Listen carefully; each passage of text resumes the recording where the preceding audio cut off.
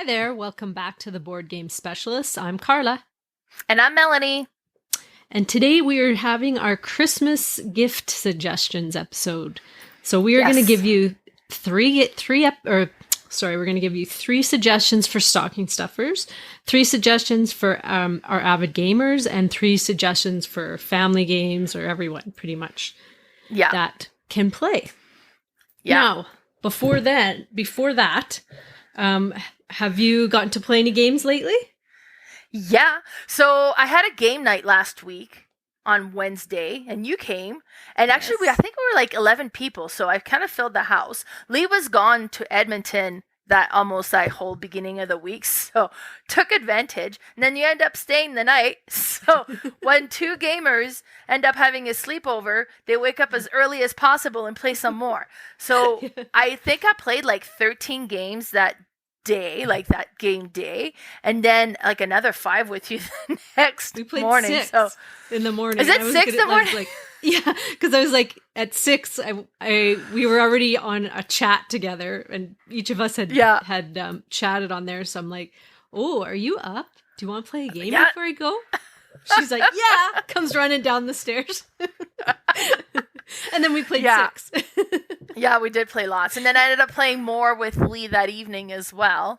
So it was a good couple gaming day. Oh, yeah, now, one of the ones I'm going to talk about, because I also acquired a lot of games, because you brought them that day. It was like 2 big boxes full. Now, I did a video of my unboxing of all those games, so you can find that on my YouTube channel.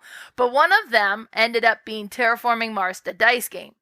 Now, I originally, this gentleman we know is going through some hardship, so he's been selling a lot of games trying to raise some money. So I'm, twist my rubber arm like I was already going to buy, but then give me that as an excuse. And then I bought a lot. I bought 30 games.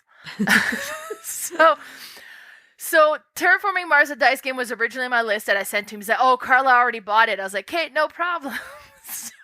And then you ended up saying, "Well, I don't know if I really want this." And then Ashley was thinking about buying it, and then she backed out. So then I ended up with it, which is great. Yeah. So me and Lee ended up playing Terraforming Mars the Dice game. One thing, first of all, it's undiced. So learning how to play is super easy because you can just go through the tutorial on the Diced app, and that's Dized. I think it does kind of lengthen the game a little bit, but probably not if you had to learn it anyways. So that's how we learned it. First of all, I'm excited that because dice game version often is just roll and write. And it's like, oh, it's this and this the dice game, and it's a roll and write game. And this isn't. This is still very much a Terraforming Mars game. And it's just the resources are your dice. And it's really interesting because at the beginning of your turn, you have the option of either kind of resetting your dice or activating your dice and doing things with it. And it's one or the other. But now, as long as you have dice, you can keep activating and do different things. Now, one thing, I watched Tom Vassel's review on it, and he poo-pooed all over this game like you wouldn't believe, like he sometimes does, right? But I personally really enjoyed it. Now, granted, yes, on some of your turns, it's just going to be like, okay, well, I'm going to trade this dice for this dice, and that's it. I'm done. And then it goes back. Now, we played 2 players, so it didn't take long before it was my turn again, right? But yeah, you kind of get yourself, so you got the resources you need to activate the cards you want to add, and then it's very much you're building the combos with the cards, right? Okay, now I have this, so that when I do go and acquire more dice, I now bring in red dice, which will allow me to be able to activate this card that makes me spend red dice to do an extra action or different things, right? So it has that Terraforming Mars feel to it, but it doesn't feel quite as heavy, and it's neat. You're rolling the dice is like, okay, because you have each resources, so different colored dice, but each of those dice is also going to have different symbols. So it's like, okay, I really need the yellow dice, but I need to roll the building dice so I can acquire enough to put a city, because I have a card that's going to give me extra points when I have cities on the map, and there aren't any now. So on my turn, and you do 2 things on your turn, your minor action and your main action. So that's okay for my minor action. It's not called minor action. I forget what it's called. But So for my minor action, I'm going to acquire a yellow dice. And then you roll. It's like, hey, come on, I need a city. And then you roll. It's like, damn it. It wasn't a city. So not only do you want the proper colored dice, but you also want the proper symbol on them. But then you can mitigate where, okay, well, I'm going to discard this dice so I can make this the symbol I want. And you don't re-roll. It's all mitigation with the dice afterwards.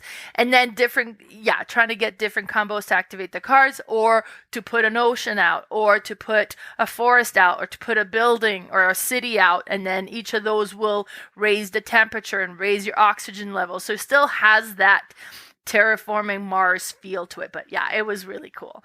And did we like it? Yeah. Well, you won by a lot. So he's a fan of the Terraforming Mars. We played Terraforming Mars, the Ares Expedition, which is more like a card-based version of it for the action, and then the dice one now. So background a bit of how. Yeah, exactly. So, and then for some reason, like, he's got a thing for Mars. Like, First Martian is his favorite movie ever. And then one of the games that I acquired is First Martian as well. So that's like the next one he wants to play. And then the tutorials it's not on dice, but it's an app-driven game. So it should kind of teach us how to play as we play, I'm hoping. So that was the first. That one is basically another version of Robinson Crusoe. That's what I hear. I believe it's a cooperative game like that. So yeah, because you're trying to set up on Mars and live. Right? Yeah. So it sounds interesting. Now, the other one I was going to talk about, this was a game that we played at that game day I hosted. You didn't play this one with us, and that was Zoo Vadis. And my friend Justin brought it. Now, it was a deluxe version. The components were amazing. And you have this map, and you kind of have these different locations where you can set up your characters, and you have so many characters. But once that's full, you can't keep putting people on. You need to move your character to the next version up, but you can't just move. You need to have majority of your location or have the majority of people vote to agree to let you move. So this is a negotiation game. It's pure negotiation.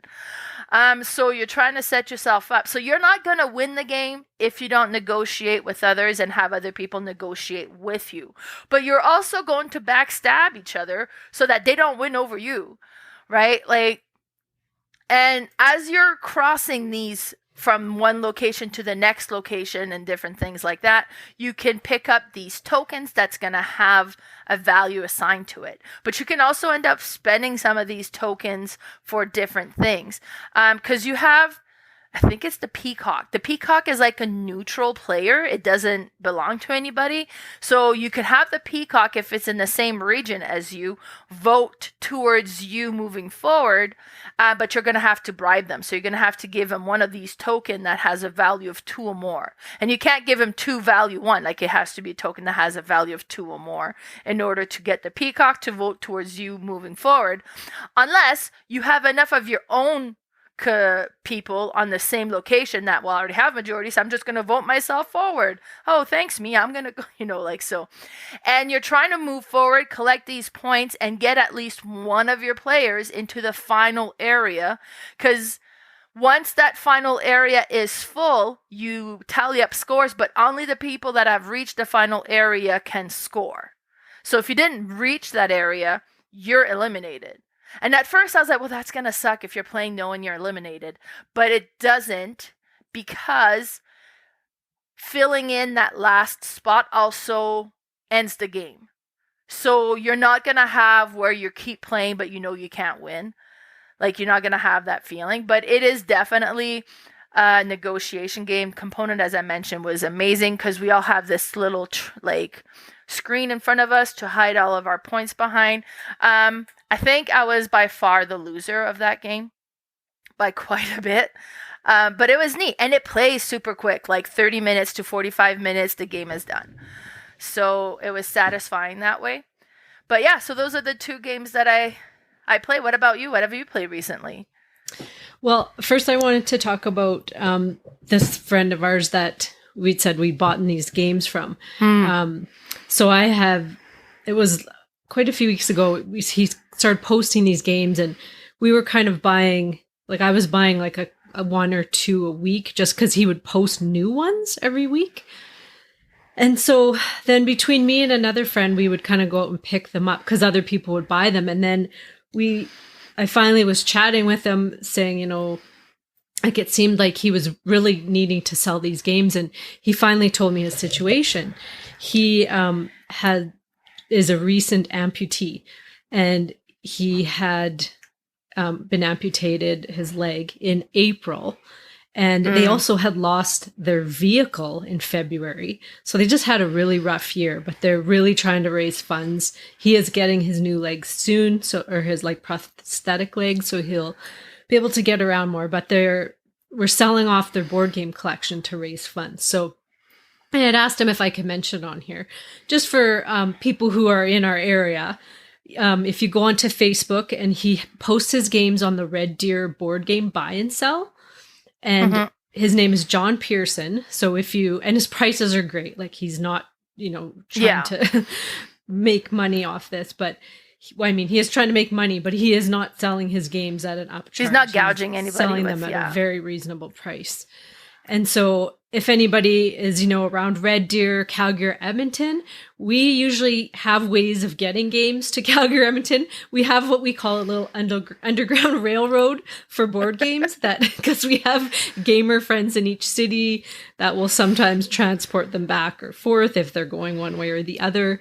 We just can always seem to make it happen. Maybe not like right away, but it is possible. So if you are in the area, if you guys would have a look at his list, if there's something there, I'm sure we can get it to you at some point. But anyway, yeah. So I hadn't bought a big group of games like Mal. I'd more been buying a few every week.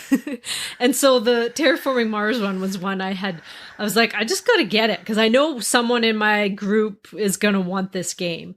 And so I bought it. And then I'm like, if anybody else wants it more than me, like it was $30.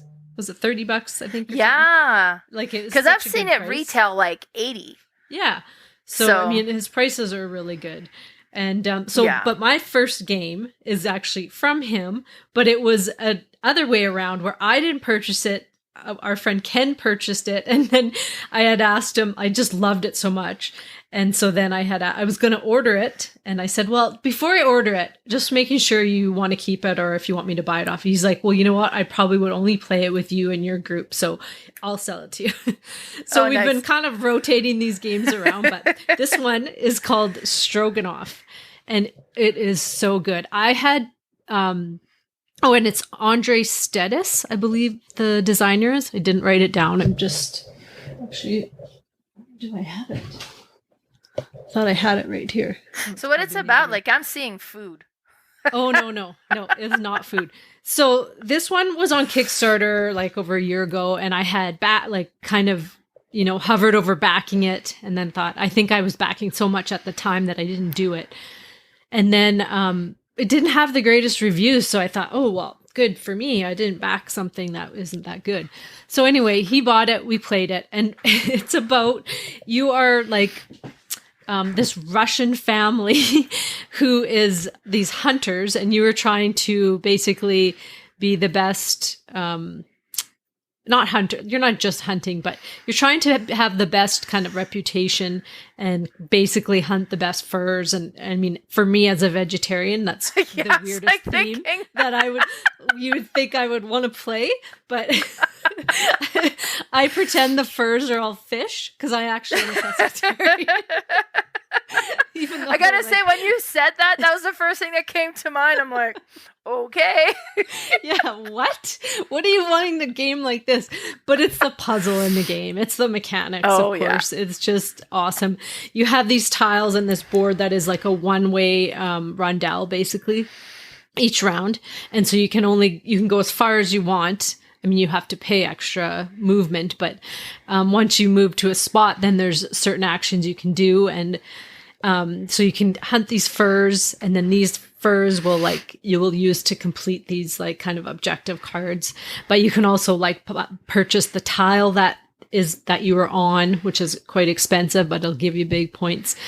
There's like a song track. It's called something different, but it's basically at the end of your day, like at the end of the winter, however far you up on this track, it's like you're singing songs. I think this is like thematic of your hunting, of like if you hunted bears or whatever. Oh, okay, yeah. But they give you some cool bonuses. If you have a bunch of points, you get to spend them to get other things.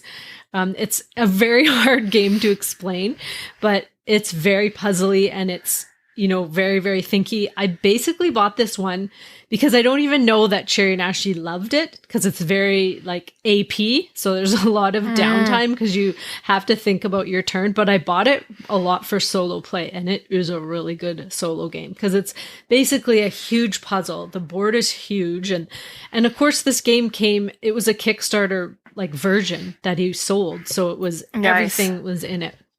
But it's just awesome. I mean, the theme isn't, my cup of tea typically, but it's really cool. So for all you, combo lover, puzzle lover games, this one is a definite. It makes the list, huh?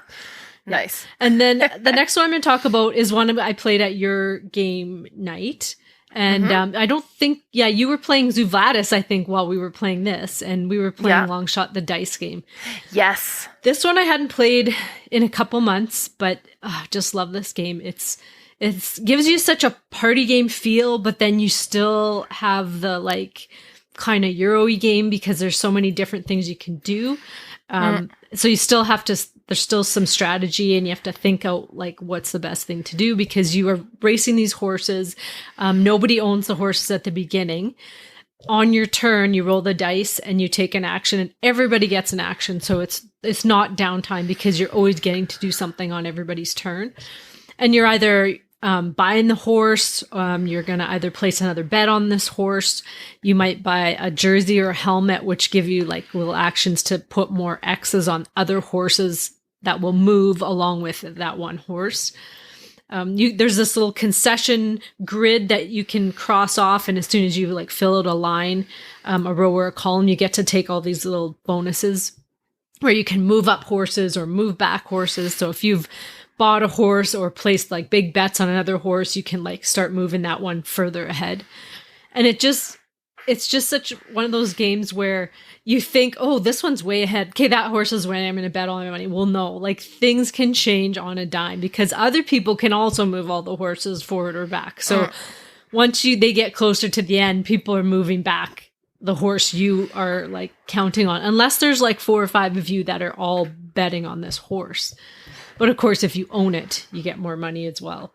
So there's all kinds of ways to victory in this game. And everybody's always like yelling for their horse near the end. Like the dice roll, you just want that horse to pass the finish line as quickly as possible. But it's such a fun game. And it would totally, like I didn't even think about this one, but it could have made this list. Like maybe it made your list. Oh, yeah. But, I mean, it's a perfect gift because it can be played, with someone who's never played like a board game, someone who's, played a few board games, a gamer will love this game. Like is basically for everyone, I think. And you can play it at any player count. I played it at 2.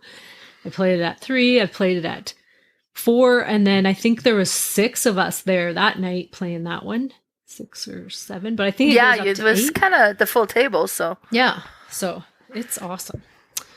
But let's get into our Christmas gift list. Now, what about stocking stuffers? Yeah, let's start stocking stuffers.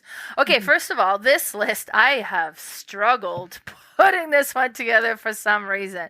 And I have my piece of paper in front of me here, and there's a bunch of stuff, and it's scratched off, and then there's other stuff, and then it's scratched off, and then there's... I don't know why. Like, I really struggled with coming up with a list of what to buy for Christmas. And I think because it can be so personal. Right? Like specific to who you're buying for. And then when I did the stocking stuffer one, the first thing I put on there was Cutthroat Ninja because I think that is such an underrated game. So it's not one that's out there for everybody. But I'm pretty sure it was on my list last year. So, and this one is like easy to find on Amazon, a $10 small card game, but it's satisfying to play. And when we play with the kids, they're like, okay, this one's cool. And you're trying to build these combos with your cards. But anyways, it's not on my list, so I'm going to stop talking about it, but go check it out anyways. So first one I put on my list is Gap. Just because this is a fairly new one. We've brought it out at the Calgary Tabletop Convention. I brought it out at the FalCon convention, and at the FalCon convention it got played lots. I've brought it out at like almost every game night I've had at my house. It's just one that goes over well. It is a very simple game to play, but it's so satisfying, and it's one of those where you feel like you have a strategy and you're trying to, but at the end you're kind of at the mercy of whatever's happening anyways. So because of that, it kind of keeps it fair for everybody. You're not going to have the one person that has a big lead on everybody. And it's just, it's small enough that it would fit in the stocking. So, and then with Gap is you're trying to score as high as you can, and you're going to be accumulating cards because you're going to play a card. And if there's a card in the market that matches the card you're playing, you're going to take all the numbers that matches the card you have. It doesn't matter in the end what the numbers are, just the color, but the numbers is going to reflect on what you pick up. Now, if you play a card and it's not in the market, then you can draw 2 cards, one above, one below. So if I played a 5, I could draw a 5 and a 6. A 4 and a 6. So I would look, is there a 4? Yeah, okay, there's a 4. Oh, there's 2 6. So I picked the color that I want. I would take those 2 cards and add that in front of me, and then I organize them by color. Now, if I play a card and there isn't one that matches and there isn't one that's above or below, then I add my card to the market. I don't draw anything this round. So you do that until you've played all your cards and you've built kind of your cards in front of you, and then you're going to tally up all the cards of the same color that you have the most of. So let's say I have 5 green cards, so my score is going to be green, 5, minus the color you have the least of.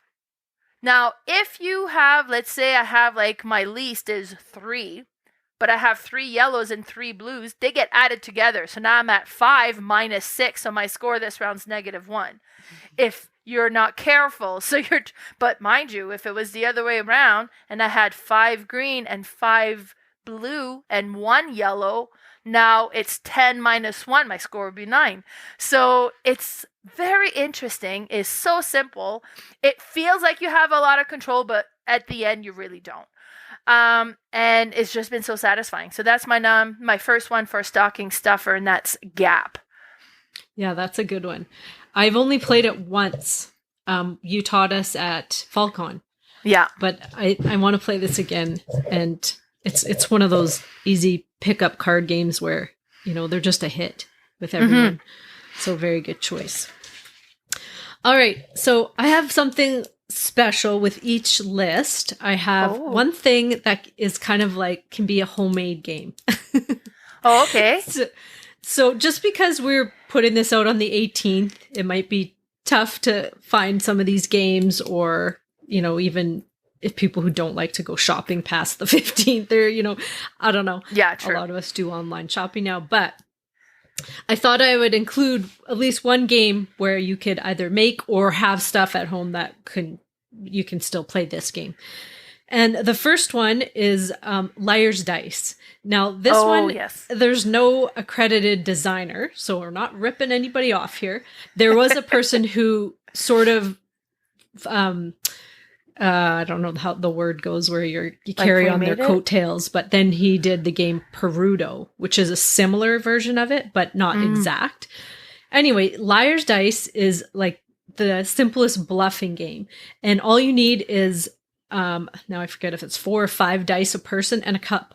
So you could just make fancy cups. You could make use paper cups. You could buy some nice wooden cups of any kind and just dice. That's all you need for this, and you can play up to 6 people. You might even be able to play with a higher player count. It would be kind of a longer game, but all you do is you shake your dice in the cup, you flip it over, you look at them privately, and then you just make a bet on what you think the table would have. Like if I have 3 5s under my cup, I could be like, I'm betting that if I'm playing with, say, 4 other people, I'm betting there's like at least 3 other 5s out there. So I'm going to say 6 5s is my first bet. Then the next person either has to up the bet or they have to call you on it. And that's it. That's the whole game. So you could start easy and just say like 2 2s and then go around and go around. Or you can start out hard and, go like 6 5s. Now they would have to like, if they're like, there's no way, I think you're lying. If you're down to like a few dice, then you have to prove it. Everybody flips up their cups, and then they look at the dice. And if there was at least as many dice as I had said, then whoever called my bluff loses a dice. And then we start another round, and you just go around like that. And it's just one of those, chase the ace, like easy games that, I even tried it with 3 people the other night with a couple of friends. I'm like, I want to see if this is going to go over with 3 people. And it did. Like, it was pretty fast, but it's just an easy game. And it's something, if you're just trying to throw something cool in stockings, like I know a friend of mine, she makes homemade presents for her kids every year, and it's usually a game. And I haven't told her about this one, but this might be a good one for her. But she usually finds a game and then just makes her home version of it for them. She has 4 kids. I guess that's like you, Mel, too. But so that's my first one, Liar's Dice. And Liar's Dice is so good. It's not even accredited to a year or a designer. Yeah. If you look up Liar's Dice, it prompts you to Perudo on Board Game Geek, which isn't the exact same game, but almost. Yeah. But like you can make this one, and it's a perfect like Christmas game where you have a whole bunch of people around and you just want to play something light and easy. Love that. And then you can easily make it. Now I have a copy of Liar's Dice, the game, not Perudo, Liar's Dice, and it comes with a board that keeps track of your bets, and then it comes with the little cups, and it has like skulls on it, and so somebody says, you could just get dice. And I was like, yeah, but I want the skulls on the cup. Yeah, exactly. And I think I bought my copy from Greg, so you could go either way with this one, right? So for sure, it's great one. Okay, so the second one I've put in there, now it's kind of a series, and I'm putting the Oink Games. So really any games from Oink Games would fit in this one really well. Scout is an amazing one that I would kind of highly recommend. One that I played recently for the first time, I don't own it yet, so if you're putting something in my stocking, hint hint, but that's Startup. When at your event that you hosted, Carla, Roberta Taylor brought that copy, and we ended up playing it, and it was just so satisfying because you're trying to have the majority of stock in one type of business, and the way that you kind of trade and what's on the main board and what you put in front of you. And some of the stuff that you have in your hand is hidden, but what's in front of you is showing. And you're trying to have the majority of one, and everybody else who owns the stock for that business, if you have the majority, has to give you a coin or a point or something. So you don't want stocks if you don't have majority, but you're trying to get majority if you can. And you kind of go around doing that. We were like, I don't know, I think 7. I think it plays up to 8. But it was so satisfying and neat to play in that kind of group setting over the holidays when you have family over. It was still very easy to learn, super fun to play, and it's a tiny, tiny game that would fit in any stockings. So that's my suggestion. Oink Games, specifically Startup. I was just looking for it because I did order it, but now I just remembered it didn't come in this order. It's still like on a merged order from Bliss because they just got it back in stock. Oh, nice. And I had wanted this for a while, and just and I missed playing it that day you guys all played it. I really wanted to try it out, but that's awesome that it's great. Heard such good things about it. Yeah, Oink Games they're perfect fit. Like they are just the tiniest box, but there's so much packed in that little box. Awesome. All right, my second one is Sea Salt and Paper. And now this one is the tiniest box as well. Like it's almost Oink size, I believe, because it's that rectangle-ish box. And this is a game that some people have called a Gamers Go Fish. Now, it's not just for gamers. It can be played with anyone. Did you play it when you were here? Bernie's. Oh, right. Did we play it at Bernie's? Oh, yes. I taught you guys at Bernie's. So this one has all kinds of origami fish on it. Fish and crabs and penguins and sharks and swimmers. So the art is really cool. But all you're doing on your turn is you're either picking up 2 cards or you're picking up 1 from the discard pile. And there's 2 discard piles, 1 on each side of the deck. And you're trying to make pairs, basically. because they each have a different bonus to them. So if you picked up 2 crabs, you could play them right away, and that will just let you pick up a pile of the discard, one of the discard piles, and choose a card from it. There's pairs of fish. If you just picked up, you made a pair of fish, you can play it, and you can play as many pairs as you want on your turn. The fish will just let you grab another card. There's boats, and they will give you a whole other turn. And then there's also a pair that is a shark and a swimmer. So if you can pair those together and play them, you get to steal a card from somebody else. But what you're trying to do is basically get to 7 points.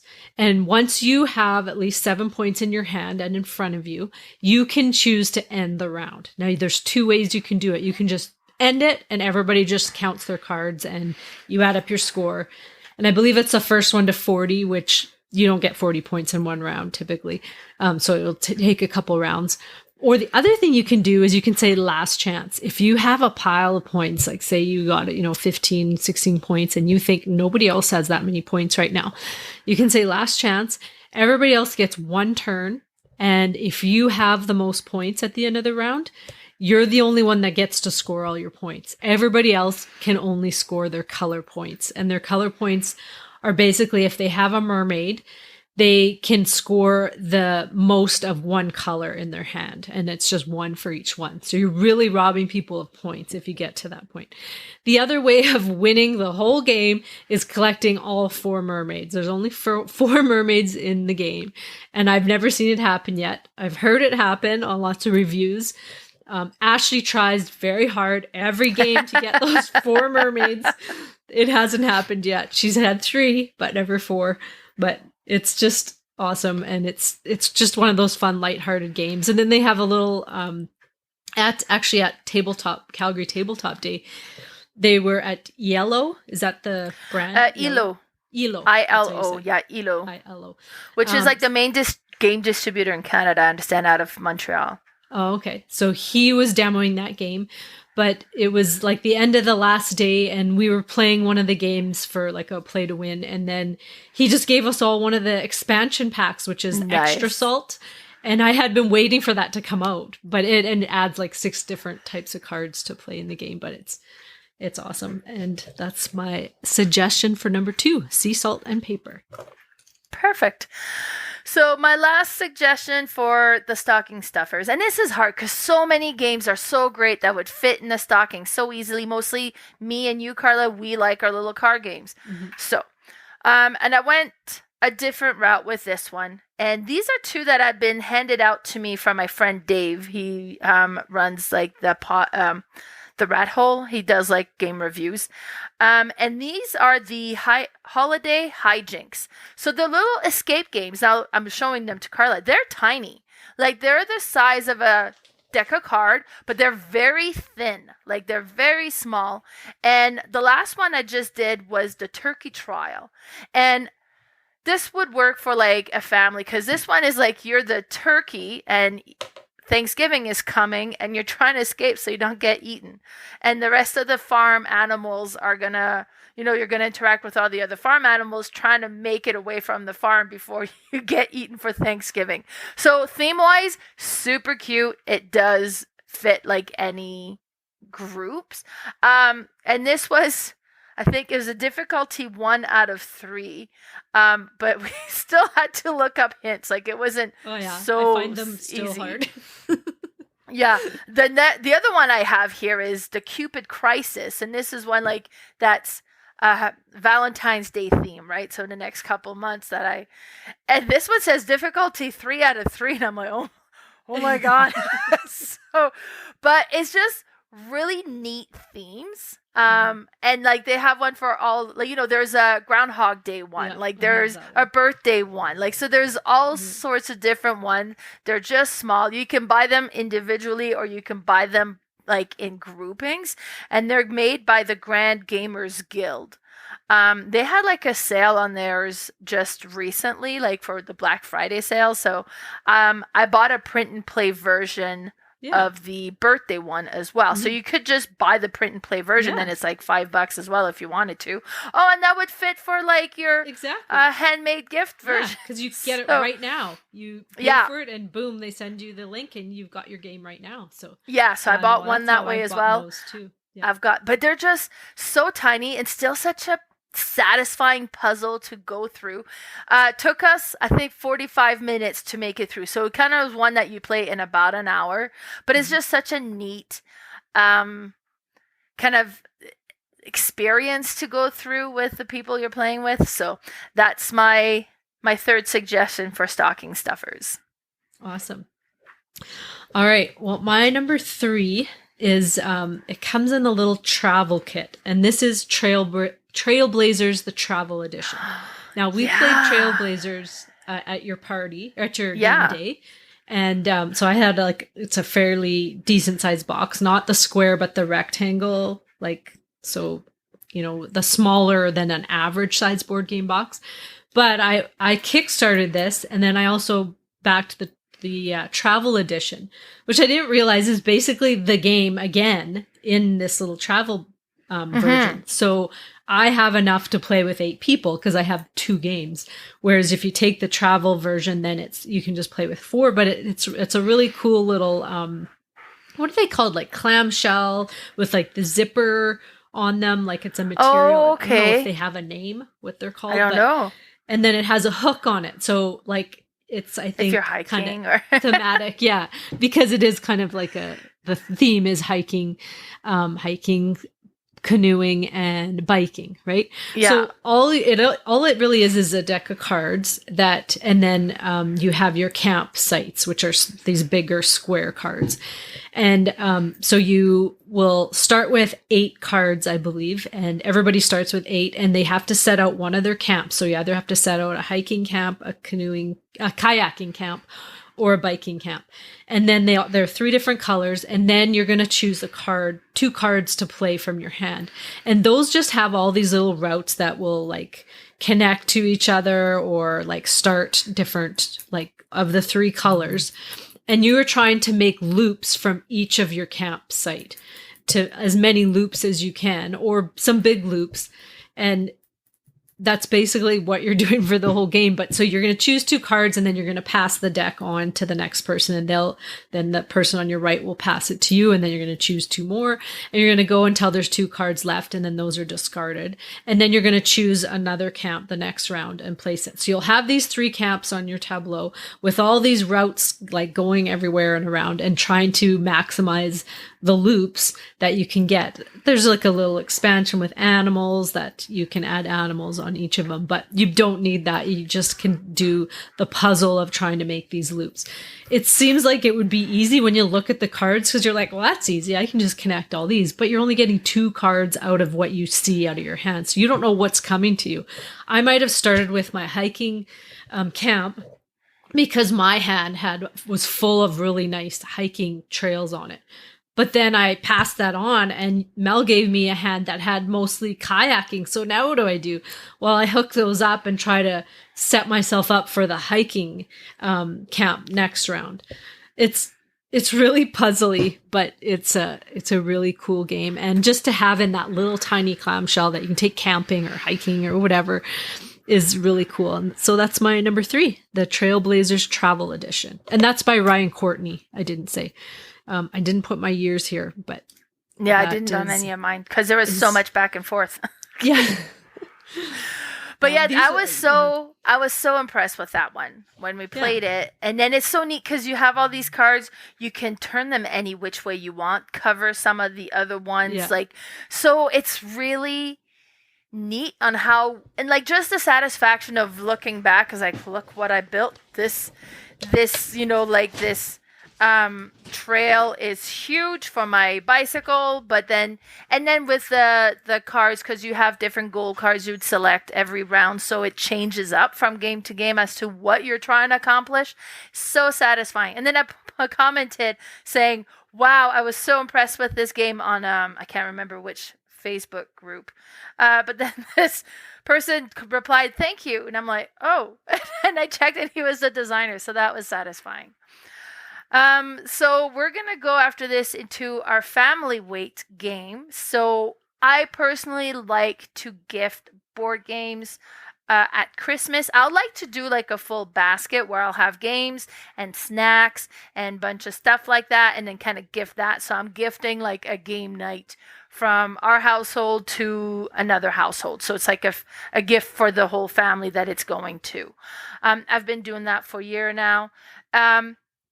Just because I know how much satisfaction I'm getting out of this, and I know how much satisfaction they will if they play it. So I like to do that. So the first one that I'm gonna talk about in this is a game that was also showcased by ELO at the Calgary Tabletop Game Day, and me and my sister sat down to play this. Actually, we sat down to play the sea salt game, and then decided to go to the other table and play this one instead. And this game is After Us, and it's all about monkeys, like, because you start with your basic cards. It's a deck building game, and you have your basic card that you will draw from, and from these cards, so you have 4 cards, and you need to decide in what order you want to put them in, because each of these cards are going to have little black squares. Some are completed, some are not completed. So if it's on the edge of the card, you would need to match it up with another card to connect another black square to it, and then every completed black square, you get to activate what's in it. So some will give you resources, some will give you the ability to trade, or different things like that. So okay, I'm going to assemble it this way, so I get some of these and I get some of that. And then afterwards, you're going to look at the tokens, and you're going to activate a token that's going to first of all give you a special ability, either an extra resource or the ability to do something. And then it's also going to show, if you're going to acquire a new card, which type of monkey you're going to purchase from in that grouping. And then you can buy first like a level 1 card or a level 2 card that's kind of a more, will have more, like, it'll just be a better quality card to have in your hand. And then the cards you buy goes into your discard pile. The cards you've used goes into your discard pile, and you draw 4 more cards for the next round. And you're acquiring points in the first one to, I think it's 40 points. To reach 40 is going to trigger the end of the game, and then whoever has the most points is the winner. After we played this one, my sister right away, she was like, I am buying this. So she went and bought it. And Carla, you played it, and we're debating purchasing it because they had promo tiles, like, kind of to go with the game, and you had got some. My sister got some. This is definitely a game that if I come across again, I want to buy it, because it's so satisfying with having what you're needing to accomplish with creating that grouping, but so simple. It's very easy to play, but so satisfying to play, and to look at it. It looks like a complex game. But it's really not. So that was my first suggestion for family games to gift over the holidays. Yeah, that's a really good one, because it can be played with basically anyone, but it's such a cool puzzle too, because you're lining up those cards, trying to make those rectangles complete. Like, it's just endless almost, because you think you have it perfect, and you're like, oh, no, if I put this one over here, then I'm going to get more, but then I'm not getting that. So it's really neat. Yeah, good choice. All right, my first one in this list is a game that I had put on here as a homemade game because I couldn't get a hold of it. I have been asking my son's girlfriend, she's playing ball in the States for a university. And so she's coming home Saturday. And so I had asked her, can you see, because it's a Target game. And here in Canada, we don't have Target anymore. No. Apparently they sell it there. And so I asked her if she could find it. And she's been looking. She hasn't been able to find it. So I'm like, you know what? I can make this game until I can find it. And that's why I say, like, these homemade games. I'm not trying to rip off designers and say, let's make these games, because instead of buying them, I'm saying make them to either until you can buy it or just improve on the game that you have. Because as a designer, I believe that even if people are playing my game that I haven't actually produced, if the word gets out there, it's just going to be helpful. Yeah. If more people are playing it. But I mean, I encourage you to purchase this game if you can, but if not, then you can easily make it. Now, this game is called Priorities. This is a party game. And I actually just found it at Winners today. Like, it was one of those days I was going to find like some clothes, and then I walked by this shelf full of board games, and I'm like, oh, well, maybe they'll have something. Like, it's usually these kind of cheesy games they have at Winners, but sure enough, there it was there for $16.99. So nice. I grabbed it. So you could buy this at Winners. But if you were like, really crafty and, good with graphics or whatever, you don't even actually need graphics for this game. All you do is you have all these different cards that have just different random words on them, like could be puppies, snakes. I'm naming animals, but it's not animals. Spoons, purses, like just random things. Okay. Eating lunch, whatever. And so I believe it's 5 that you get on your turn. So if I'm the active player, I'll just pick up 5 cards and I look at them, and then I place them in my order of priority. Like puppies would probably be my number 1 in almost any list, just so you know. But if puppies were in there, that's a big clue for me. And then snakes would be the last if they were in there. But, right. Whatever it was, Christmas time, like you would just prioritize them. And then you write down on a card just the number, how you prioritize them. And everybody else is just trying to figure out what your priorities are. And they are just kind of betting on, or not betting, but like trying to score which order they think it is. And it's a cooperative game. Now, you could play this that way, or you could play it in 2 teams and try to beat the other team. But the real game is played where you are trying to beat the game. So if once I list all mine and everybody else tries to guess together, we flip it over and see what my actual priority list was. And then if you got the correct one in a spot, you're going to get that card. And on the other side is going to be letters, and they're going to spell out the word priorities.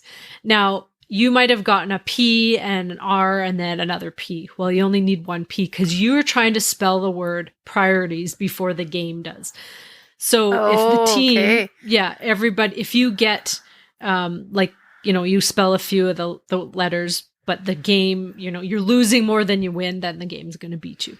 So it's just kind of a neat thing to do with people that that you would think, I'm sure I know what they would choose. And some of it will shock you, but it's just kind of a fun thing. But you could literally make this game. All you do is write one thing on a card and put like one of the letters P out of priorities on the back.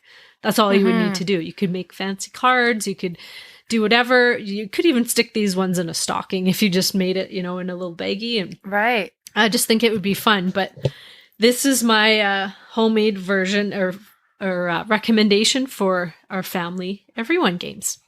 Priorities. And it's at Winners, huh? Yes. I never heard of this game, but it sounds really cool. Well, you know what? So if you some stuff, do you want me to grab you one? Yes, grab me one, please. Because I saw one other one, and then I'm like, oh, should I grab it? And then I went up to the front, and there was like 4 or 5 more. So I'm like, oh, okay, yeah. So if you can, grab me one. Okay. Sounds good. Yeah, that sounds cool. Okay. The second one I'm going to add to my family list. And this is, okay, so I'll put like a genre because I think this type of game works so well in almost any family settings. And the one I picked is Heat, Pedal to the Metal. But it could be Downforce, and it could be Formula D. That genre, personally with my family, goes over so well. Everybody loves it. Plus, I've gifted, well, we're a racing family, but I've gifted Downforce a lot as well to some other families and then played it with them, and it went over really well as well. And some people that are on my gift list this year may or may not be getting a copy of Downforce. Also, you'll have to wait and see. But Heat is the latest one that comes out. And then the reason I'm picking Heat is because it's newish out, and so it's less likely that it's already owned by some people, but it's so satisfying. So it is a racing game. It's a deck building game. And I mean, honestly, deck building is a very simple game to play. You have a deck, you shuffle it, you draw cards. From those cards, you're going to play what you want. And then that goes in a discard pile, and then you draw again, and then you kind of keep doing that. So it's very simple. But what's neat with this one is makes it so thematic is like, say, I gonna decide which gear I'm gonna be in. That gear is going to dictate how many cards I play this round, and you have to play. You can't play more, you can't play less. So I'm in third gear, I'm playing 4 cards or whatever it is, and then I have my little car on the racetrack, but I'm approaching a corner, and you can't have too much speed in the corner, or otherwise it's gonna create difficulties on your engine, and you're going to have to add heat into your discard pile. So you have these heat cards. That's when your engine takes damage. It adds heat to your discard pile, and these heat in your discard pile is just going to clutter up your hand, and you're not going to be as effective in your racing because, like, great, I'm in 4th gear, I can play 4 cards, but I've got 3 heat cards that gives me absolutely nothing, so I get to just play and move forward by 1, so but it's so neat. It is so satisfying to play. And I played this for the first time at the Calgary Tabletop Game Day Convention, and my friend Lyle owned the game and had played it, and he was teaching it to me and 2 other gentlemen that had never played it as well. And before we reached the first lap, all 3 of us had gone and bought our own copy. It was that good.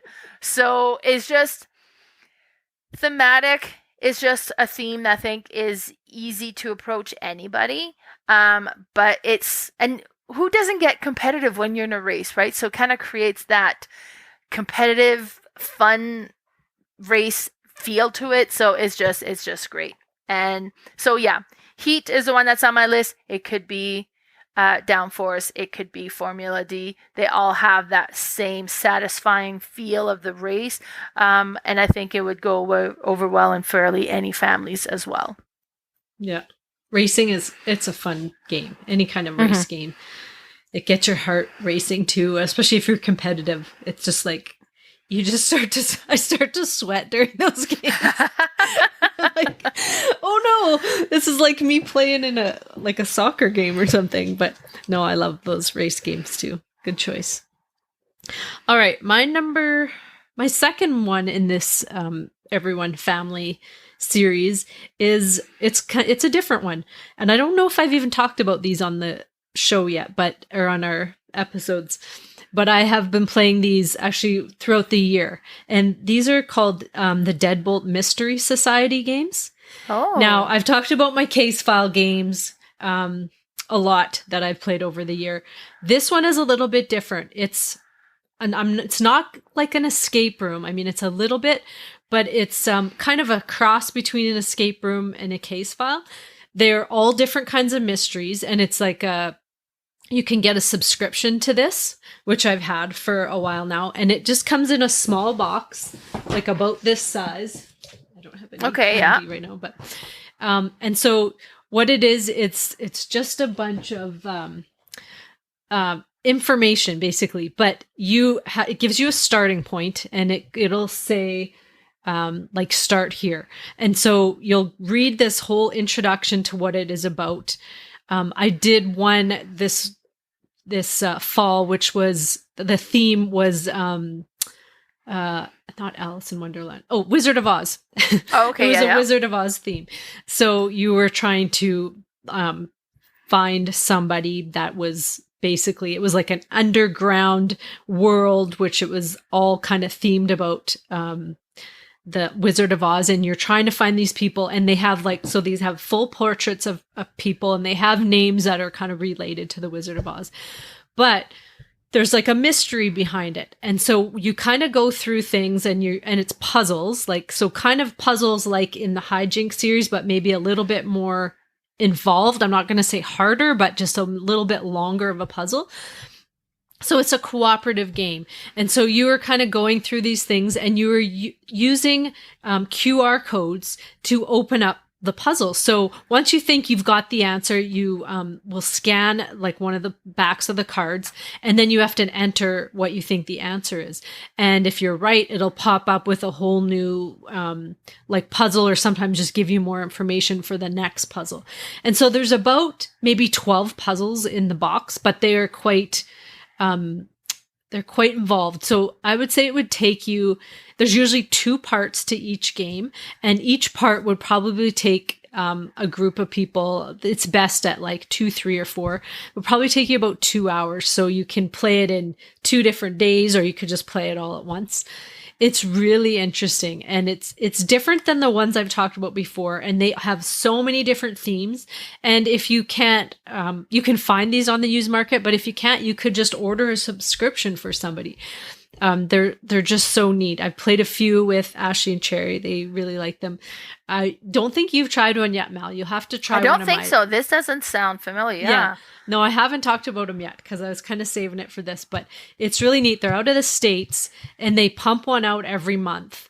And then they have, actually, you can go on their site right now, and you can actually download one and print and play it yourself. And I think it's in Canadian dollars, it's maybe $9 or $10. So you could kind of see what it's about instead of spending the 30 or whatever you would spend on the subscription. They do every once in a while have sales that are half price for a subscription for about 6 months, which is what I purchased last time. So the games only worked out to be about $20-25, including the shipping. But they are really cool. I'm actually in another puzzle group chat that we have all listed, like there's about 8 of us in there. We have all of them, or we have planned to get them all, and we just trade them back and forth kind of thing, so that at least it stays in the group kind of thing, so that we know, like if I buy one, I'm like, okay, nobody buy this, because then it'll just rotate around the group. But it's a neat way to pass things around, and because you can't replay them, you've played them once, and then, I mean, I probably could a year from now, I'd completely forget everything. Right. But typically it's like, you can't play them, but it's really neat. You should check them out, and that's the Deadbolt Mystery Society. Yeah, and that's what's satisfying with those ones, is to be able to like re-gift it, right? It's like, okay, I had so much fun out of this, now you can as well, and perfect. Okay, so my third one for our family category, and this could be a few different things, because you got one this year that I think would work. I'm not sure if your family knows. Does your family listen to our podcast? Maybe I won't say any more. No, I don't say no more. So. I say no more. But personally, what I suggest here is a Crokinole board.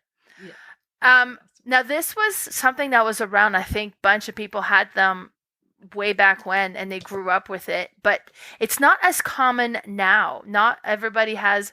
And then when you bring it out, it's like, oh, I used to play that, if you're older. And then the kids will bring it out, and then they get playing, and everybody gets into it. Everybody gets into it. It's so satisfying. If you're having a big gathering, you have it set up, they'll take turns kind of partaking with it.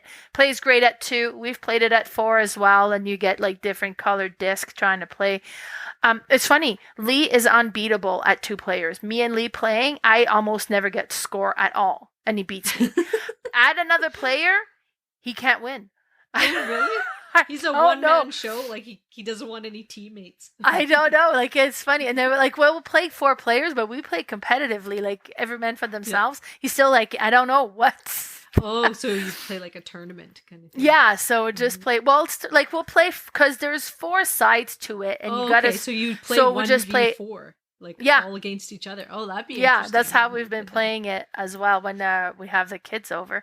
But it's a neat one to play. It's a neat one to watch played, and then you have this kind of like nice heirloom piece that will last forever and can be passed on. My board is beat up.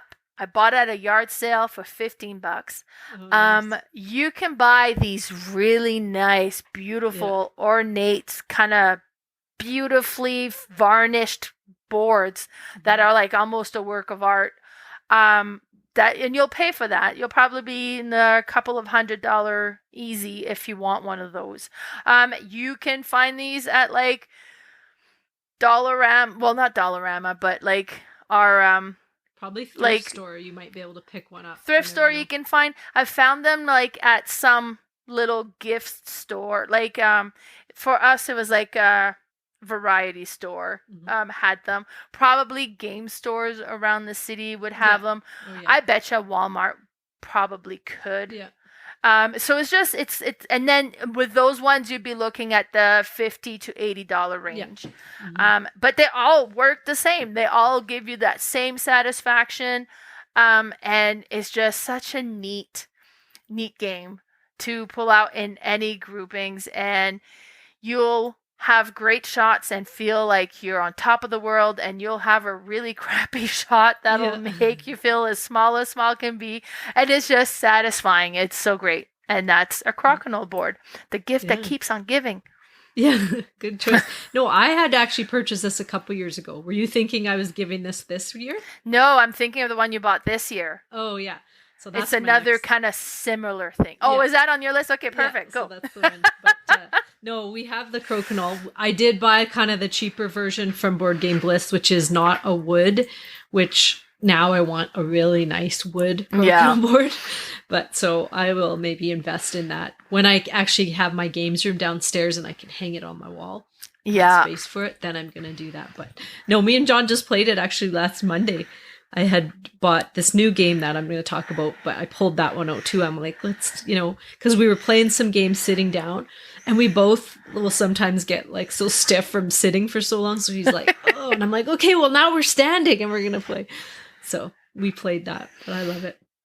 All right, so the one I'm talking about is another dexterity game, and because I mentioned a party game, and then I mentioned that, but it could be like cooperative or competitive, and then I mentioned the kind of mystery where you're all sitting down and having a cup of cocoa or whatever. Well, this one you are standing up and you're getting your blood pumping because you are just trying to roll dice. It sounds like what? How is that? What do you mean? How is that like? Dexterity. A blood pumping game? Yeah. Yeah. Because of the board. It's called Tumblin Dice. And so this board is layered. So it starts out and it's in a triangle. So picture a triangle out from you on the table. And then layered. So the first layer is higher, and then there's a second layer that's lower, and a third layer that's kind of like lower. Steps. Yeah, and then a fourth layer that's even lower. So on the first layer is where you're going to start your dice. You're either going to flick it from there, or you're going to just bank it off there. And you are trying to get to the last layer. There's 3 kind of square spots. So one in the middle and 2 on the side that have a 4 times on it. So you're trying to get your dice, and you would love it to be a 6 to land there, because you would get 6 times 4. You'd get 24 points with that dice. Everybody has 4 dice, and it comes with 6 sets of 4 dice. I mean, you could play this with as many people as you want. The more people on the board, the better, because you start knocking people off. So you each will one at a time, you'll just flick a dice or bank it off there, and then the next person will go, and they might just try to knock you off. They might not be trying to even get points. And you'll all have used your dice, and then you add up the points on the board, and you just can go up to whatever you want. Like me and John went up to 250. It took us 10 minutes to do. It's just a fast game, but it's so neat because as you're like trying to get the knack of trying to just get the dice lightly, because they go fast. It's almost like, on a shuffleboard when things will move fast, you would think you just have to kind of touch it a bit and it'll will roll all the way down. But it's so neat. I can't wait to try it with 6 people, because there's going to be so many dice out there that you're going to see who's knocking who off and trying to get rid of those 6s off the board so that the winner is not the winner of the final game kind of thing. But yeah, that's Tumblin Dice. That was my last pick for everyone. That could be one, if you are crafty, a wood crafter, you could make your own. Oh yeah. I'm not. My husband, he would totally do something like that. He loves building wood things, but I did buy it, so he doesn't need to do that. So that was our Christmas game this year. And see, that's another one that has that same feel as a Crokinole board would have. It does. I've played it for the first time at a tabletop YYC event at one of the Comic-Con event, and I played it there for the first time. And what was neat is because you could use any dice with this, right? I have a vase full of dice that could be used for a game like that. So, and what he had done is he had D&D dice. So and you D12s? could, like, yeah, so every player would have a set of D&D dice. So you're not as concerned about your D4 as to where, like, maybe you use that as your practice toss, but then the D20 is going to count a lot more. So you're going to that on the board. So cool. it's kind of like an interesting way of doing, because you could use any dice with this. Could. And so down the road. I don't have this one yet. So, because it was a little bit cheap, tricky to find at one point. And find exactly. it used if you can. Or, your woodworking grandpa or exactly. uncle, or, they don't need to know what they're building. Just here, it looks like this. Make me this. It would be fairly simple to make, honestly. Oh, yeah. But I mean, it's just some layer, like it came like that. I had to put it together. So it just came in the layers. And So, that's a great one. Okay, so now we have our list for avid gamers. And this is one that I have the most scribble on. So I put a game on there and then I scribbled it off, and I put another game on there and I scribbled it off, and I put another game on there and I scribbled it off. Like, first of all, avid gamers, we love board games. We want board games. And I had me in mind, right? What would somebody get me? And first of all, I came to the conclusion of, if you do not have a list to buy from, you almost better off not buying a game for an avid gamer. Yeah. Just because, like, personally, right now, after all the games that came home last week when Carla brought me those 2 boxes, I'm at 745 board games. Even my closest gaming friends would have no idea what to get me for board games, because unless you go and look up at my list, I would know. I know what you got. Well, yeah. But, like, you would have to look it up almost, right? Like, I have to look it up sometimes. So it makes buying a board game very difficult for an avid gamer. That being said, I still want games. So my first pick for this is a gift card. And you can get a gift card from 401 Games. 401 Games is one of the biggest online, or Board Game Bliss. Like, it would be like those two would be the biggest online board game stores in Canada. Now, also, I love the idea of supporting the small local game stores. So, out of Ontario, the Gamers Table. And what's great with it is he has a flat rate. So no matter what you buy, it's like $10 or $16 flat shipping rate to buy from him. And if you reach a certain level, it's free shipping, right? So then you can support the local game store as well. In BC, is it Meeple and Milkshake? I've bought from them as well, and they often have sales and they have decent prices, and again, a flat shipping rate that makes it completely worthwhile. Pandora's Box and O's has amazing prices, and it's a great, and then he's great too, because I would reach out to him often, Jason, the owner, and I'd be like, hey, I'm looking for this game. I can't find it anywhere. Do you have it? And he'd be like, okay, let me check. I can bring it in. So he will always look at bringing games in for me.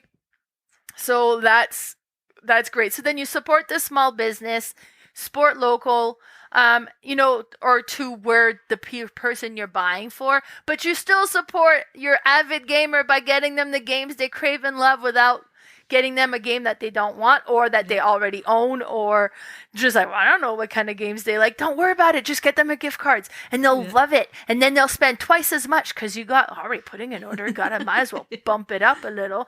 Yeah. But that's and then I love it when I get a gift card and then Lee got me one for my birthday, and I'm like, oh, then you go shopping and you look at the games available. Again, the whole shopping for the game is like a gift of itself as well, right? So that's my suggestion. Get them a gift card. Awesome. One more store that you should shop at is P Medway Games. They ship online, and they only charge you $14 flat rate, so you could as many as you want. I was about to order is amazing too. Yeah. No, they are good. And that was when I was going to order Stroganof from them. And then I asked Kenny, sure you don't want to sell it? And he's like, yeah, I'll sell it. But their prices are amazing, especially with Kickstarter versions. They come in at like, $40 under than where you get anywhere else. You really got to look on their store because they have awesome prices and the staff is awesome. Like those guys will help you. I phoned when I was like shopping for Stroganof. I'm like, I just want to know if this is a Kickstarter version. He's like, yeah, well, let me check. He goes, okay, wait, I'm 90% sure. And he goes, let me go look at the box. He shook it. He goes, yeah, I can hear the coins in here. Like they're just customer service. They're amazing. Unreal. They are. And I know they actually ship in Edmonton. They're in Edmonton. Yeah, they will deliver locally. Anywhere in the city. So please look at them. They are putting out kind of a new brand because they are, I think they're struggling a bit and they're trying to like not rebrand, but just relaunch, kind of reboot. Yeah, relaunch and get going again. So yeah, help them out if you can, but the prices are great there. No, that's a really and they're great. Like their content as well. They just did a 24-hour gaming marathon that you could log on and watch the whole at any time. I went on there for a little while, and then so yeah, they are definitely amazing. We'll make sure to add the link to like the local game stores, but yeah, and then I've two just to bring up. Orditech in Chipagan, which is like from my hometown.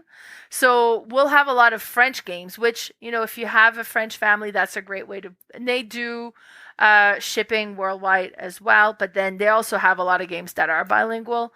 So yeah, I'll make sure that I add them. It's Le Fort du Jeu, which means like the You're gaming gonna have to lighthouse. Send that to me because I will not know how to spell that. What? Come on, Le Fort du Jeu. Lafon? No, probably not. Well, Phare is Phare, and it means lighthouse. Oh. But, you know, so they're a neat little store out there. And they just had posted, like, they had donated a bunch of games and toys for, like a home of some sort for, like, young people that were living in this home. Kind of, but, yeah. So just do amazing things. So it's great to support those stores as well, right? Yeah, for sure. Okay, so... Yeah, no. You can't go wrong with a gift card. I am like a kid in a candy shop when I go step inside a game store because I can't wait to scour and maybe find a hidden gem or just look at the new games. It's awesome. Even online, I get that feeling too. So yeah, me too. Get a few minutes. Ooh, what's coming new? I gotta see what's on sale. Yeah, it's awesome. All right, my first one in the avid gamer category is a homemade one. And now this one, I know you can't get here unless you've been to Essen this year. Oh. Then maybe you have this game. But if not, you do not have this game. And this is called Nocosu Dice. Now this, Mel, I brought it to your house and I forgot to play it because I wanted everyone to try it out. This is a trick-taking game, but it uses dice too. So... you have, I don't know if I've made it, but I don't have it here to pull it out. You have, I think it's 5 suits of cards, and you can use the game Stick'em to build this game. And the reason I'm saying to play it until we can get it is because it's had a lot of buzz and it's been talked about. So I printed out the rules, read it, and tried it out, and it's awesome. So you have, I believe it's 5 different colored suits, and then you have dice in those same colors. So I would say almost every gamer has a set of colored dice. Yeah, pretty sure. Yeah. So anyway, you deal with the cards, certain cards depending on player count, and you roll a certain amount of dice, and everyone's going to get to draft one of those dice. Maybe it's 2 or 3. I played it with. I think I only played it with 3, so it's different for player count, but you're going to draft some of the dice. And so those are going to act as your cards. So then there's 1 dice left over, and that is like the power trump. So if there's a 5 red left over, that is the power trump. So you might have a 5 red card in your hand, right? So you have the same as that what's there, or you have the best card in the round. And so you're just going around trying to take tricks. But the neat thing is, like, you can use your dice as well. So if somebody plays something, you can either play a card or a dice. But the dice that's left at the end of the round is going to be how many you are bidding to win. So it's kind of tricky because you're like, I might have to play, like, because you still have to follow suit. So it's not like you can just choose to keep this one. You might have had to play the one you wanted to keep there. So it's quite strategic in trying to figure out how I'm going to play these. And then you might kind of go around and think, okay, there's like 3 cards left, and I have 2 cards and 1 dice, or 2 dice. So what do I do here? I have 2 trump dice. Like, do I leave one and maybe I'm going to win that one, and then I want the higher dice to be my bid? It's just really cool. I don't know if you've heard about this one at all, but it is so neat. And like I said, all you need is a set of dice of each color that match the cards, and it's like all basic colors in Stick'em, so you can use those, and then you just download the rules, and you're good to go. And it plays 3 to, I want to say 8, but it might only be 6. I'm not 100% sure, but it's a really cool game, and I meant to play it, to bring it out and play it with everybody there, but text me that thing so I can find the rule book, because I got Stick'em. I have a vase full of and colored you have dice. Yeah, I was trying to spell it and look it up again. Like, I don't have the game in front of me, it's downstairs, but on my phone, but I'm spelling it wrong, so I have to go find out the right spelling, and I'll send it. But it's one you love. I mean, we love it. Sounds cool. Trick-taking games. And then add dice. That just adds a whole other fun level to it. So cool. Yeah. So cool. That's my first one, Nocosu Dice. Perfect. So my second suggestion for an avid gamer, and I'm gonna put gaming t-shirts. I love gaming t-shirts. I never have too many of them. This is our secret way of trying to find other gamers in the wild. If I have a meeple on my shirt and somebody comments on it, now I know, it's like our beacon for trying to find each other. So, and I love it. And personally, I prefer board gaming tank tops, but board gaming t-shirt is fine. So there's Meeple Crossing, which is local to Calgary, have amazing. Actually, I'm wearing one of their gaming t-shirt right now. The material is so soft. Like, the quality of their shirt are just so comfortable. I had one that used to say, "I'd rather be playing board games." That was amazing. I have one that says, "Nature is stupid, play board games." Love it. The one I'm wearing right now is the one from being a FalCon volunteer. So this is like a good hint, wink, wink. Be a volunteer at FalCon. Get a t-shirt from Meeple Crossing. And I think they just posted that they were doing a sale today.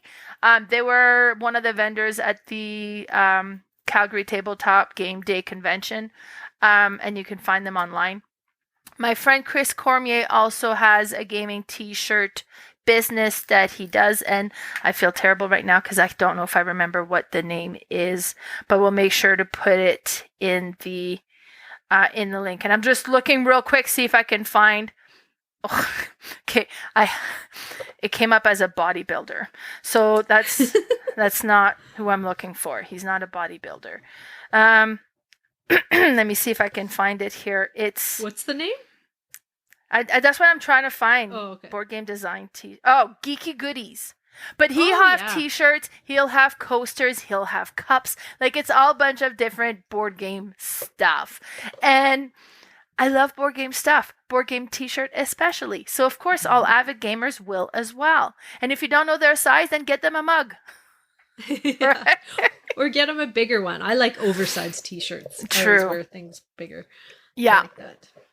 Yeah. Awesome. So that's my second suggestion, a gaming t-shirt. Awesome. Well, I didn't even think of non-game things, so I did pick games. Good for you, but I did pick 2023 games, so they might not have these games unless they've heard me talk about these games on the podcast, because these next 2 I've just talked about and raved over. But the first one is White Castle, and this is made by the DeVere line. Just came out this year, and it is so awesome. I believe it would be a hit with most gamers. It's a smaller box. They kind of have a design for this line where they're smaller than even like the rectangle boxes that we're used to, like the Barron Park kind of boxes. They're even smaller than those, but they are packed full. Those boxes are so heavy. I know I went and picked up one from my local game store, and he's like, "Holy, I did not expect this game to be this heavy." But they're so full of, like, they pack it full of stuff, and not just junk. It's like, game stuff that is needed in the game. but I've talked about this one a lot. But it is like the price point on it, it's around $40, mostly under. But it is such a good Euro game that with the puzzle in it, and it plays well solo, plays up to 4 people, but it's dice drafting, which I love. And it's the board and the colors in this game are awesome. You have these dice on these beautiful bridges that you're drafting. And if you pull one off the left side, you get to do which is a lower number dice. You get to do another cool action, but you might pull a higher dice off the other end so that you can get some money. There's all different places you can place your dice. And if you play in a higher player count game, then you can stack the dice one too high so that you don't block everybody out as soon as you go there. You're just trying to place all your workers where you have these warriors, gardeners, and courtiers, they go into the palace. And then wherever you place them, they kind of multiply each other for points. So it's kind of neat because you want everything to kind of work together and synergize. It's awesome. I highly recommend this game. And if you can't find White Castle, Red Cathedral is in this line as well. Same size of box, same big punch in the small box. But those are 2 that I highly recommend. If you are buying for a gamer, they might not have these games. Most likely would be White Castle because it's brand new, but you would probably be okay to get one of those if they didn't have them. And that's the Devere line, White Castle. Very nice. So the last one that I have for an avid gamer, and this is one that I was gifted myself this year, and actually last year as well, and that's an advent calendar. So, but a gamer's advent calendar. So after we did that game thing last week, Lee came home after being in Edmonton, and he went under the tree and he grabbed a gift and he's like, "You get to open this today." And I'm like, You were dancing what? like a kid, I bet. Why? Why do I get a gift? I'm like, "Are you sure? It feels right." He's like, "Open it, you'll see." So I'm like opening it, and inside is a dice advent calendar. So for 25 days, every day, I open a little box and I get a new D&D dice. Now, the first one is like, start here, and then I open this one, and it's like a little velvet bag, and it's a beautiful velvet bag that'll hold all the dice. And then the first day was a whole set, like, so 10 or 8 mini D&D dice, like a whole set of mini dice. And then every day I open and I get a new dice, and it's like, so I had a D4 came out, I've had a D10, and you get just different ones, and there's one that has a little Santa inside, and one that's just glittery, and one that has like a reindeer, and it's just different every time. So it's so exciting opening one of these, like, to see what I'm gonna get. Now, also, last year, my brother got me an Exit advent calendar, and every day you open a box and you have a little mini exit type of puzzle you need to solve that's going to move you to the next and the next one and the next one. This year, I bought myself one, and it's the Escape Advent Calendar. Actually, I bought it at Bianca Amor, so it was really cheap at the liquidation store. So go and check it out. See if you can find a copy there. But completely worth it. Now, last year, the one I got from my brother, I got it for Christmas. So I opened it after Christmas, and I just did one a day for the next 25 days, even if it's not countdown to Christmas. Yeah. Still amazing. Oh, yeah. This year, I'm doing the countdown to Christmas, and my sister got the same one. So we're like, hey, I got through this day. Cool. Like, yeah, so we're kind of comparing notes. And there's an app that you can go and verify, but like each puzzle kind of takes you to the next door. So you need to figure out which door to open next. I'm like, okay, I'm pretty sure it's that. I go on the app. Okay, good. I'm good. I'm going to open that one tomorrow. And it's neat. It's satisfying. You get that little bit every day, and then kind of build up like through as you're going this one. Like the one I'm doing is about like a sunken submarine. The one I did last year was about trying to find Santa's the golden book. Yeah. So there's all different kinds out there. And I think they come out with one every year. So if you get the latest one for that year, then you know it's going to be something they don't have. So, and an advent calendar is just so satisfying. I mean, you can get them a chocolate one as well, but it's not going to be as cool. Right. You know? So So that's my suggestion. An advent calendar, the gamer's version. Yeah, that's awesome. Good choice. I actually got Travis to pick me one up in Bianca's a couple of days ago. I'm like, did they happen to have any more? Because you had posted it or whatever. Yeah. And I didn't buy one of those this year. And so he's like, I'm like blocks away. I'm going to go look. And he found one for me. So he's coming Saturday. So I'm going to have to catch up. And then I'll be on the same wavelength as you. No, if I have problems, I'll get you to help me. But I did get a different advent calendar this year. It was a crime case one where you every day you get new evidence. So nice. It's about this Nicholas Kringle, and he has disappeared. And so we are trying to figure out what happened.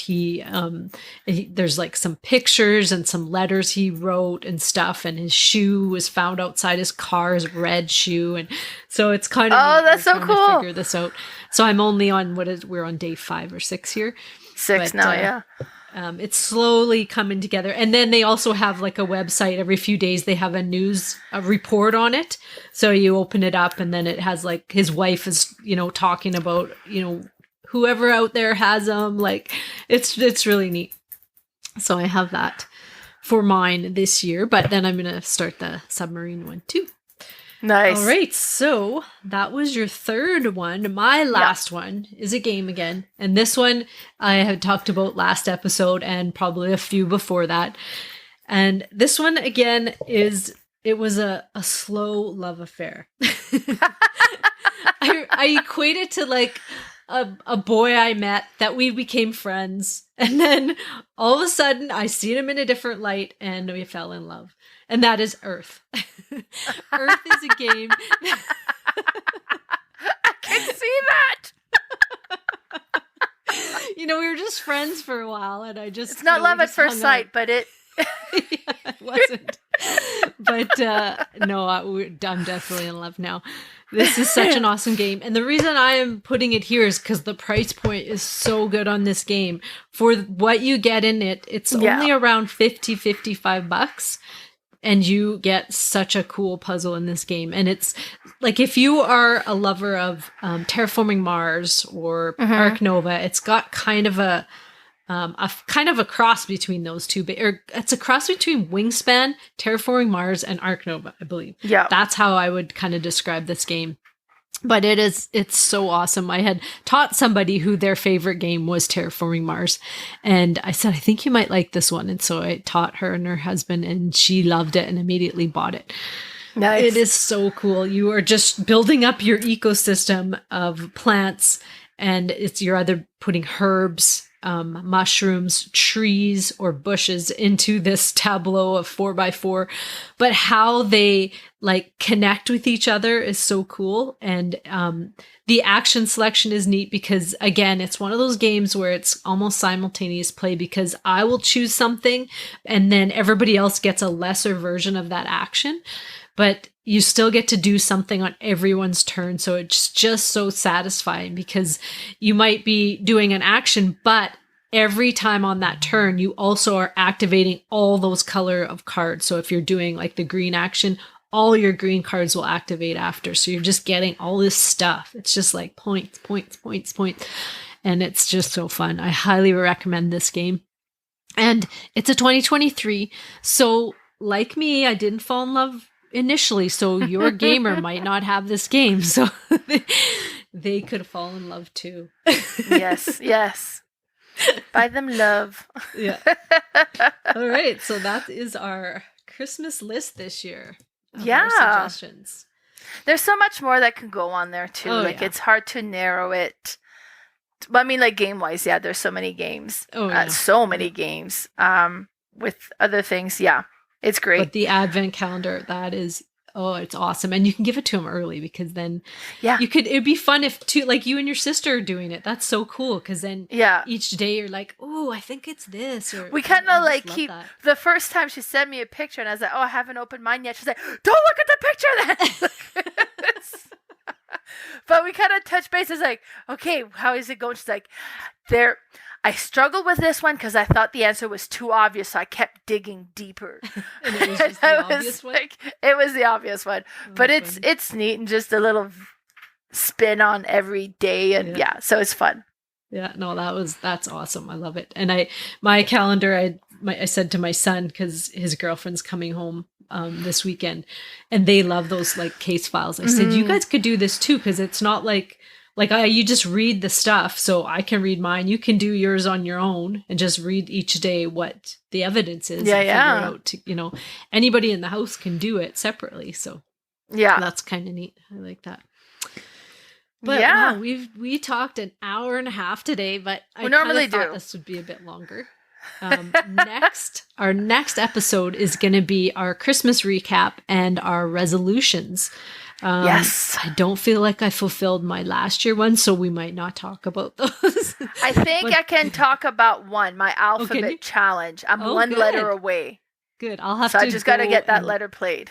Yeah, I'll have to go and listen to see exactly. But I'm going to make them more reachable this year. I already have a plan for one that I think I can reach for sure. But so stay tuned for that. But before we go, where can people find you?